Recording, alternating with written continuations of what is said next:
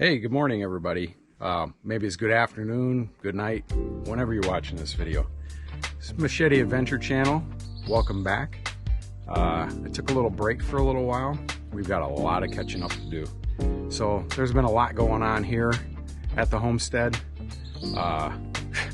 Where to start? I've been busy, so let's start with a little bit of update on what I've been planting. Yes, this video is actually in November, and I've been planting all kinds of what I would consider more exotic fruit trees all around the property. So today we're going to be putting up some signs and identifying those fruit trees and talking a little bit about them, why I picked them, what makes them unique, and you know, what do they produce at the end of the day.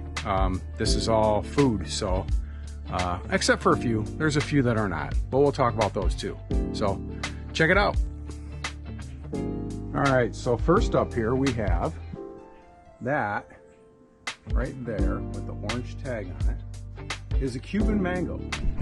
Some folks call it a Cubano mango, mango Cubano. I decided to do some of these signs in English, and some are kind of in Spanish and English. I'm putting the signs up to identify these trees because you know, someday I might not remember what they all are. Someday, you know, my relatives, as they inherit this property, they're not going to know what all this stuff is. So I figured I'd start now while I'm still kind of in the early stages of planting, and you know, put up some signs while we're doing it. So let's grab a sign and pound it into the ground and see what we got here. All right, so these are the signs that I made up. They're really simple. I used a wood burner and you know, just some stakes. I got all this stuff at the Home Depot, and you know, it's just 1x material, some screws, wood burner, and I engraved it, burned it into the wood, attached them together, and they have many layers of outdoor marine grade varnish to help hold up against the weather here, because it is you know, really humid, wet environment, hot, so it's going to be important to protect this wood. As you can see, you know, they've got a lot of layers on them, so we're gonna put that right up there. All right, so now you can see the sign, and you know, there's the tree. So that's kind of the idea that I'm going with here as far as all these trees. But now right here in this video is where I'm going to give you more information about the Cuban mango. All right, guys, I thought I'd bring it inside for some of these descriptions and going over information about these specific trees. It's really hot outside. You know, even though we're getting to the better part of middle of November, for whatever reason this year Puerto Rico has been extremely hot and not as wet as last year. So we have not gotten as much rain until recently. The last 3 to 4 days, we've been getting just torrential rains followed by intense heat. So it'll pour rain, 3, 4, 5 inches of rain, and then the sun will come out and just bake you to death. And that's what's going on today. So it's super hot outside. Bring it in, we'll do these descriptions, and that way you got more information. So let's talk about the first one, the Cuban mango. So some of this information is actually, you know, things I've researched off the internet. Some of it is just known to me over time. I don't know how, but the Cuban mango is an exotic fruit. It's a very sweet variety. So if you don't like super sweet mangoes, then you might not want to plant that one. It's got a very unique flavor. It has a very smooth pulp. So it's not really, doesn't have a lot of that fiber in it. And you know, it's got a very smooth, shiny skin on this one. Very intense flavor, and it can be eaten fresh in salads, desserts, etc., sauces. But the Cuban mango is one of my favorites. The Cuban mango, super sweet, very smooth, not a lot of fiber, very, very strong flavor. So it's not one of those mangoes that maybe you can eat a whole one. You might want to cut it up because it's really intense. So, but that's about the fruit. Now let's talk a little bit about the tree. So everything that I found about the Cuban mango says that tree can get to 35 to 40 feet tall. So it gets to be a pretty big tree. It's not the biggest, but it's not the smallest. Now, the plus side about a Cuban mango, pretty much just like every other mango, is it can be maintained at a much lower height and still produce fruit. So if you decide you want to try to dwarf the tree and keep it, 8 to 10 feet, you can. So you're going to have to top it, trim it, and do all these things to maintain it at that height, so that way you can reach all the fruit. But if you do it, you'll be well rewarded. So these are really heavy producing trees, and they can be kept small, just so you know. All right, so this here, even though it's a little bit small, that is a jackfruit. So we're going to talk about jackfruit and why I planted it here and what it produces and a little bit of information on it. So let's talk a little bit about jackfruit. Jackfruit is the world's largest tree-borne fruit, period. The jackfruit tree grows to be 50 to 70 feet tall, so pretty good size. Not gigantic, but not small. I know a lot of people that are vegetarians eat jackfruit because they say it's got a very meaty texture to it. I agree with that. I like it. It's good. Not everybody does like it, but I would encourage you to try out a jackfruit. It's really cool. I know a lot of people grow it, especially like in southern Florida. It's really popular. A lot of people grow jackfruit, yeah, try it and give it a try. The jackfruit tree, also some people call it the jack tree. Now, a tree bears the largest fruit of all trees, reaching up to 120 pounds in weight, 20 inches in diameter. Mature jackfruit tree produces some 200 fruits per year, with older trees bearing up to 500 fruits a year. If you can find it, try it. It's pretty cool. I like it, so try it out.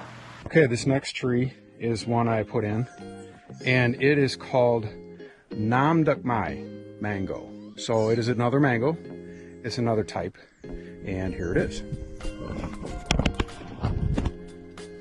So here's a sign for it. Mame mango, and here's the tree.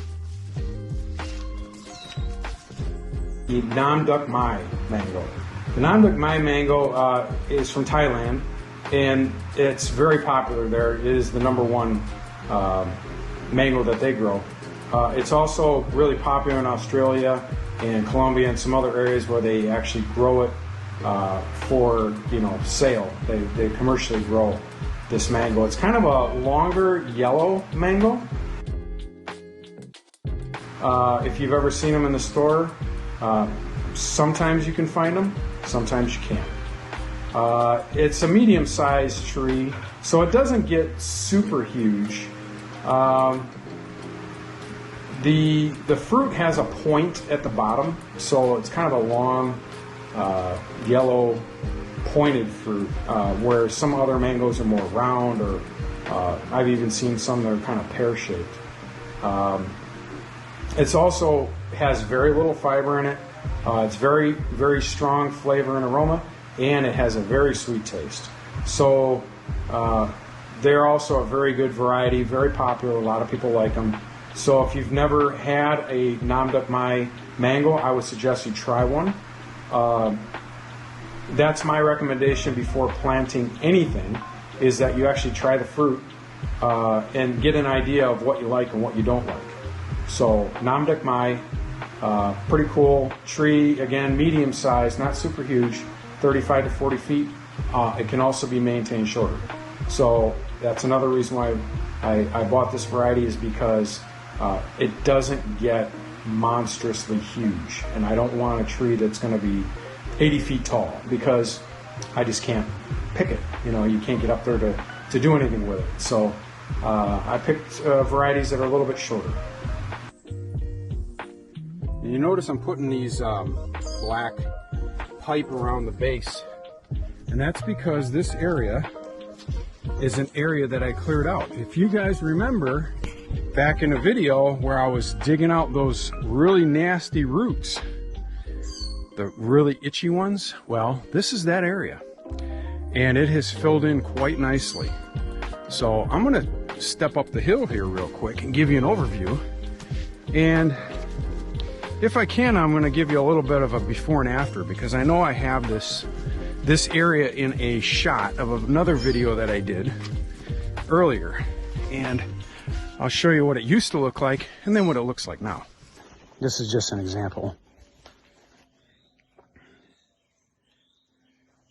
So you can see all the vines on the bananas and those really tall plants there. Those are those itch. They're like a really nasty itchweed, and all the vines growing. Tall grass, just loaded with weeds. This is what we're dealing with. So here's an overview of the whole hillside. This is what it looks like now. So you can see there's really nice coffee that's come back and filled in. The grass is filled in. You know, I've chopped down a lot of the bananas, but erosion is not a problem. The grass is doing a really good job, along with the trees and some of the remaining bananas that are still there.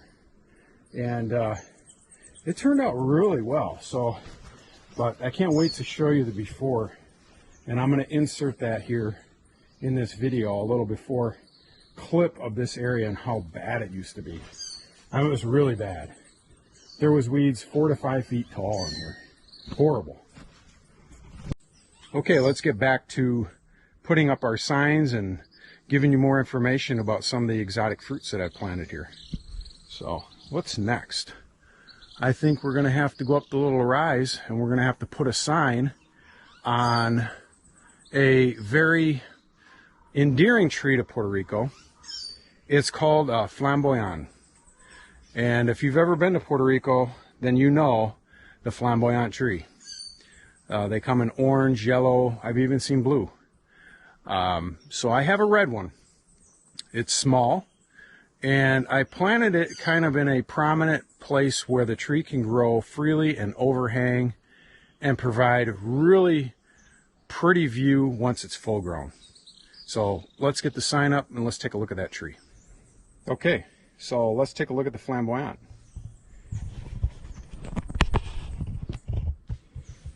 All right, this is the sign. Now it is spelled with a T in English, and here's the tree. So now you can see it's a small one, but these grow pretty rapidly. So this will become a very large tree. They put off a lot of roots, and I planted this right on the crown of this hill, and that was very intentional. So I wanted to plant it on the crown of the hill because, you know, I want it to be able to hold this top of this hill. That'll be a great spot for this tree. So let's talk a little bit more about the flamboyant tree and different varieties, colors, and maybe a little bit of a history on it. The flamboyant, it is near and dear to everyone from Puerto Rico. Anybody who was born here, raised here, is Puerto Rican, knows what a flamboyant is. And a flamboyant tree is it's a very pretty tree. The most common color is red or rojo, but I have seen them in yellow and in blue. They are an ornamental tree. They do produce like a seed, but it is, you know, it's not edible. they're strictly an ornamental tree. They grow all over different areas of the island, and they're just quintessential Puerto Rico. Let's just put it that way. When you come to Puerto Rico in maybe June, probably May, June, July, in that time frame is when the Flamboyant are in full bloom, and that's the time to see them. So that tree in particular is probably the most popular tree. Another one that I can think of that is also very popular for an ornamental tree here is the Robles. The Robles tree puts off a very light pink flower, and again, really pretty springtime tree. Even earlier than the Flamboyant. The Robles, which I have one, I haven't planted it yet, so we'll do that in a future video. But they're also a very well-known tree for early spring. But the Flamboyant gets to be a very large tree, so I've seen them from 20 feet tall to probably close to 80 feet tall. They get really big. So you make sure that you have a lot of room. Do not plant them near any kind of buildings, water pipes, or anything else that you do not want the roots to get into, because they do put off a very, very extensive root system.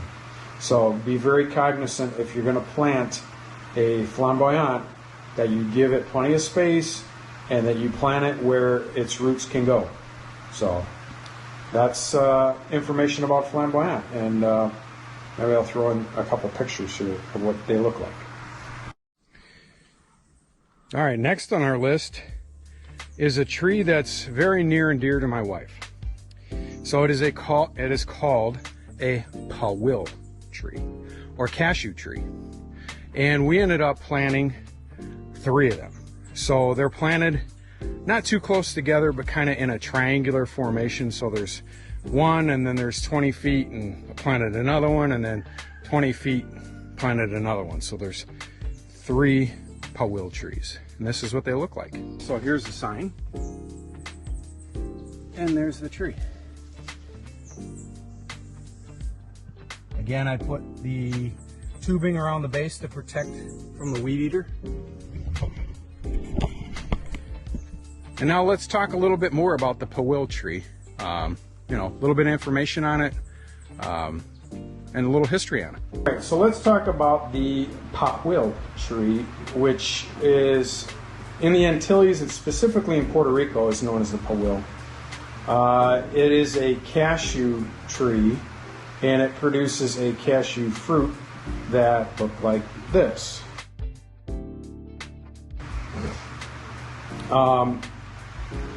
These trees, believe it or not, can be kind of hard to find here in Puerto Rico. It took us some time to find some. They were kind of a difficult one to get a hold of, even though they're known to be here. It just seemed like they were really difficult to get. So, but we did get some, and we bought basically all they had. They had 3, we took all 3. And maybe that's another reason why they're hard to get, because when you do find them, people sell them and that's it, they're gone. So let's talk a little bit about the fruit, I guess. So the cashew tree is a tropical evergreen. It produces cashew seeds and the cashew apple. It can grow up to about 16 feet tall. So again, not a really tall tree. Trying to keep most of these trees on the shorter side so they're easier to maintain. So you can eat the cashews as a snack. They're cashews. That's what they are. So basically, it puts off this fruit. Inside the fruit is the cashew nut, and yeah, so that's where the cashews come from. Let's talk about the tree a little bit more. Now, depending on the variety, there is different varieties of cashew trees. They can grow up to 46 feet tall. Now, the variety that we have do not grow that big. So it's more of a dwarf kind, so I think ours maxes out maybe at 20 feet. But that's about it. You know, they're just like every other tree. They don't get super wide. They don't get super tall. So, you know, if you leave a good spacing between them, I would say 15 to 20 feet is more than enough. If you really want to crowd them in there, I wouldn't go much below 12. So that's pushing it. And you're going to probably have to do some heavy pruning if you put them in that tight. So for me, I don't plan on putting anything that tight. I'm giving everything a lot of room. So that's the cashew tree. Well, next up we have another, what I would consider kind of an odd exotic fruit. And that is Canistel, or egg fruit. And this one is, like I said, it's an oddball. A lot of people have not heard of it or seen it. But, you know, we're going to talk about it. I'm going to put some information in this video about it. And maybe you'll learn something new today. Maybe you won't, but I'm going to put the info in there. So let's check it out. Let's take a look at this plant. So this is the sign, Canistel egg fruit. And there's the plant.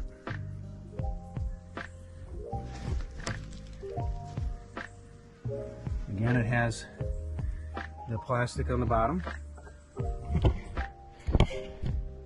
And, you know, they're pretty cool. They put off a yellow fruit.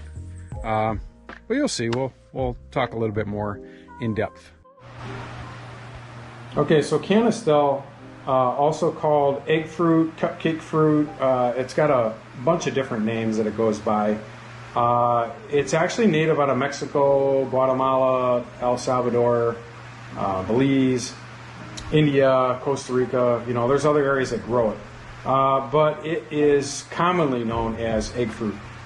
It is yellow, kind of, I don't know, baseball shaped, I guess, with a point on the bottom.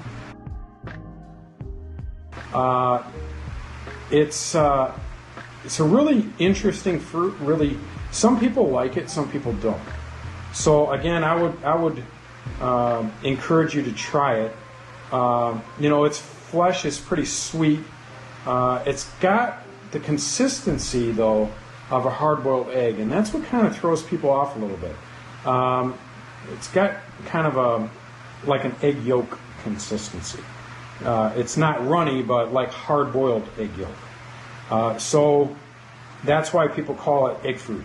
Now, it is sweet, though. So, you know, if texture bothers you, this might not be the right kind of fruit for you. But it is related to like Mame, sapote. It's related in that family of trees. So the leaves look kind of similar.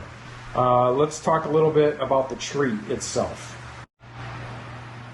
All right, so the Canistel tree, or egg fruit tree, you know, averages 10 to 25 feet tall.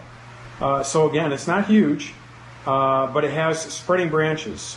So, you know, it'll probably get wider than it does high. So it's still going to need room, but not so tall. Wide though. It spreads out. And, you know, it's native to like Central America, Northern South America, those kind of tropical regions. So if you're in the climate for it, you know, where you're either in the Caribbean and Mexico, or maybe very far south Florida, you know, Homestead, Miami, you know, far south Florida, you might be able to grow this. But check on your region to see if you can grow it or not. But that's about it on the tree. Yeah, it's not a big one. So let's move on. Here's another one that's kind of an oddball. This one is called Mame sapote. So this is not the Creole or the original Mame of Puerto Rico, although I do have one of those. This is actually a different variety. I believe it comes out of Mexico. And it's really, really good though. So we decided we had an opportunity to purchase you know, a cutting of one, and we did. So here is the Mame sapote. Here's the sign, Mame sapote. And like I said, this one here, the leaves are just trying to come out on it. So it isn't really fully developed yet, but this is going to get to be a very large tree. So I had to put it in a place where it had lots of room to grow. And it does have lots of room to grow. So, okay, let's talk about Mame sapote. This tree gets big. There is no dwarf one that I could find. It is a ornamental evergreen, and it can reach heights of 49 to 148 feet. So it's going to get to be a big tree.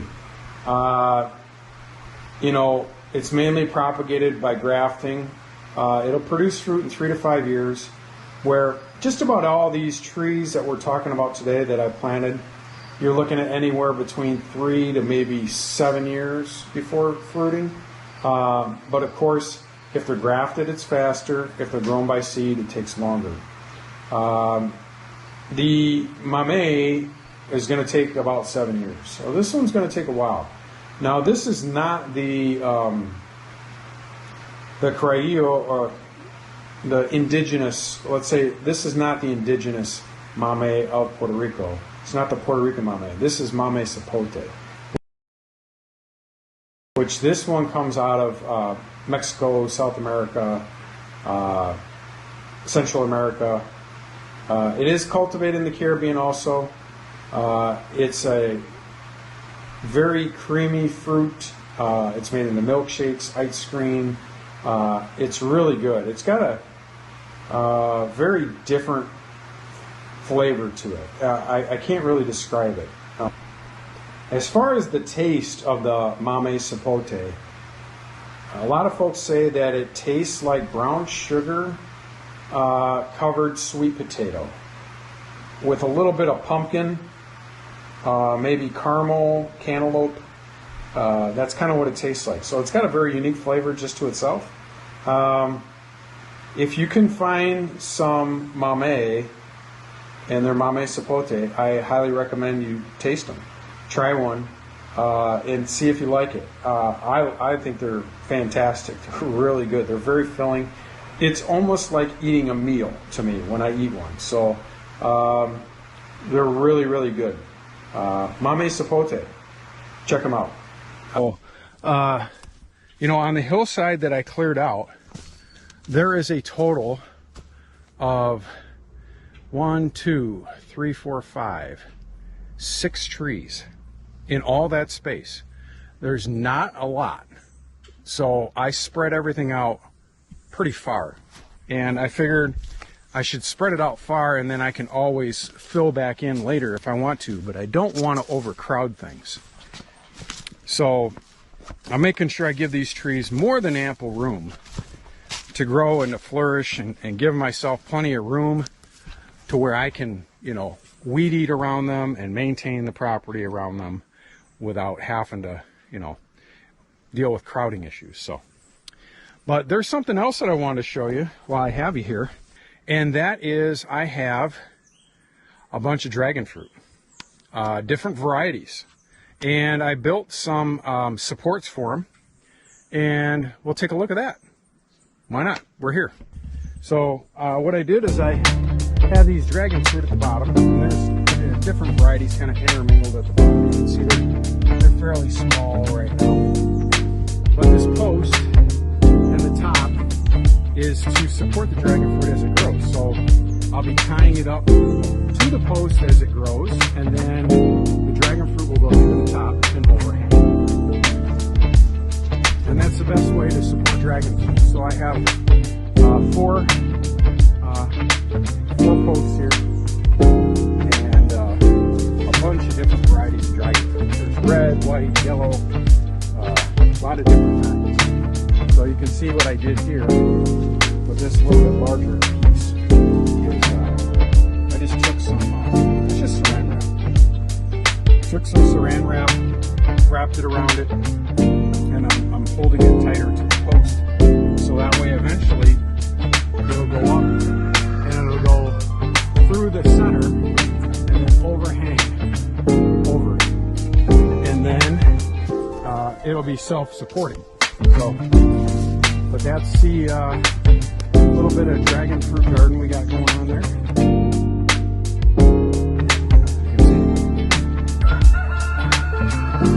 And of course my roosters are going to go crazy because they hear me. Alright, let's do a little chicken update while we're here.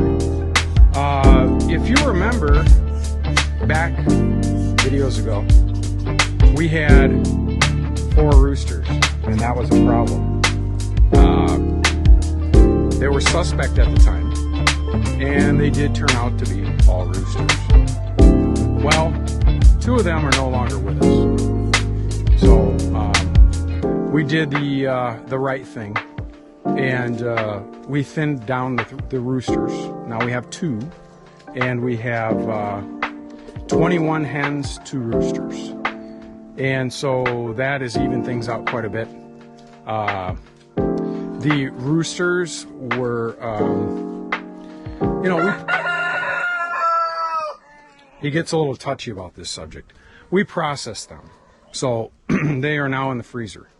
They were big, very, very large roosters, very heavy. So they have served their purpose.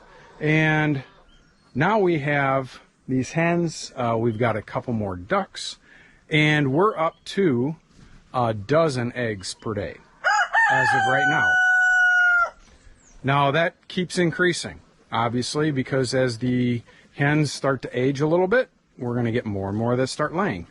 We have hens that lay tan eggs, cream eggs, white eggs, super dark brown eggs, green eggs, and blue eggs. So we have a rainbow variety of different egg colors. So again, as long as I have you here, let's give you a little update on some bunnies. So I don't know if you know or remember, but we had a male bunny and a female bunny, and they got together and they made baby bunnies. And here's daddy. There's the daddy bunny. He's pretty big. Here's the mama bunny, and she did a very good job at raising her babies. And here's the babies. Well, they're not exactly babies anymore. So they're about 8 weeks old now. These ones here in this pen are 8 weeks old, and they are boys. So these are boys. So we have a black one, a brown one, 2 white ones. And in this cage are the girls. So they're all white, and they're all females, and they're also 8 weeks old. So we had an even split between boys and girls. Now I just, the other day I sexed them, and I'm pretty sure that's what we got. So, yep, 4 boys, 4 girls. All right, guys, like I said, this is just a small snippet of the trees and the things that we've been doing for the last minute here. We've been very busy. I hope to get you caught up over the next several videos on everything that's going on. All that land clearing continues. And, you know, we've done a lot of work. So, but until next time, you know, I hope you enjoyed the video. I hope you enjoyed and learned something about these cool trees that you can plant if you're in the right environment. And, you know, everything that I'm planting here, obviously this is a very tropical place. So, I can grow just about everything. So until next time, this is Machete Adventure signing off. And if you haven't already, I ask that you like, subscribe, hit the notification bell, because there's going to be more videos coming soon about everything that's going on here in Puerto Rico. Crazy adventures, homesteading, farming. We talk about it all here. So even some crazy music playing in the background there. But until next time, see ya.